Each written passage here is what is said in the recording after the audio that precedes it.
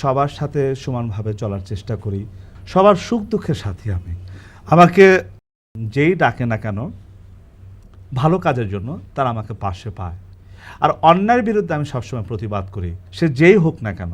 দীর্ঘ 17 বছর পর বিএনপির ভারপ্রাপ্ত চেয়ারম্যান তারেক রহমান যখন দেশের মাটিতে পা রেখেছেন, ঠিক কিছু মুহূর্ত পরই তার সঙ্গে তোলা প্রয়াত চিত্রনায়ক মান্নার পুরনো একটি ছবি নিয়ে সামাজিক মাধ্যমে শুরু হয়েছে তুমুল আলোচনা, যেখানে দুজনের দিকে তাকিয়ে আছেন হাসি মুখে, একই সঙ্গে হাত বাড়িয়ে করছেন কুশল বিনিময়।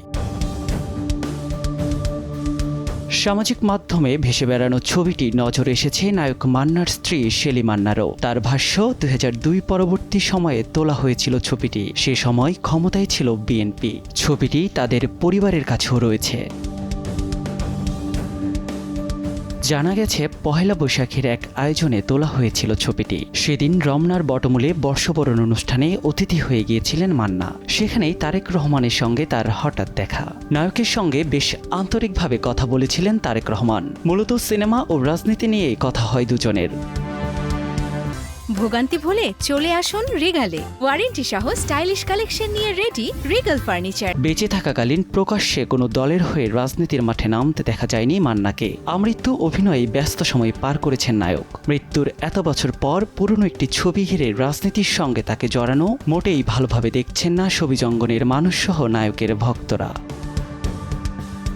আলোচনার কেন্দ্রে থাকা ছবিটির সঙ্গে শেখ হাসিনার সাথে তোলা মান্নার আরেকটি ছবি যুক্ত করে সাংবাদিক মাহফুজুর রহমান রাজনীতির প্রেক্ষাপটে শিল্পীদের অবস্থান তুলে ধরেছেন। তার ভাষ্যমতে 17 বছর তারেক রহমানের সঙ্গে ছবিগুলো সযত্নে লকারবন্দি ছিল। এবার ছবিগুলোর মুক্ত হাওয়ায় দম নেয়ার পালা। তিনি প্রশ্ন তুলেছেন, তারেক রহমানের সঙ্গে নায়কের হাস্যোজ্জ্বল ছবি মানেই কি জাতীয়তাবাদী রাজনীতি করতেন মান্না? আবার শেখ হাসিনার সঙ্গে তোলা ছবিটি প্রসঙ্গে জানতে চান, তবে কি আওয়ামী লীগের রাজনীতিতে বিশ্বাসী ছিলেন মান্না?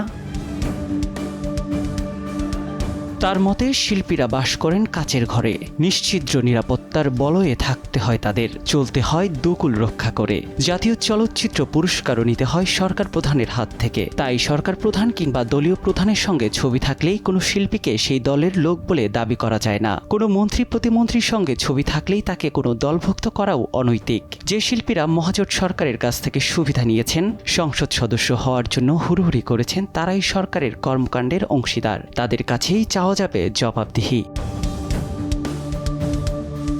মাহফুজুর রহমানের সেই পোস্টকে দারুণ লেখা আখ্যা দিয়েছেন ঢাকাই সিনেমার শক্তিমান অভিনেতা মিশা সওদাগর। মেগাস্টার উজ্জ্বলও জানিয়েছেন তার মতামত। সিনেমা ইন্ডাস্ট্রিকে ঢেলে সাজানোর প্রত্যাশায় তিনি লিখেছেন, লকারের ছবিগুলো দৃশ্যমান না করাই ভালো। তারা এখন দুনিয়াতে নেই। দেশের রাজনীতি, অর্থনীতি, সংস্কৃতিতে সাংবাদিকের ভূমিকা অত্যন্ত গুরুত্বপূর্ণ।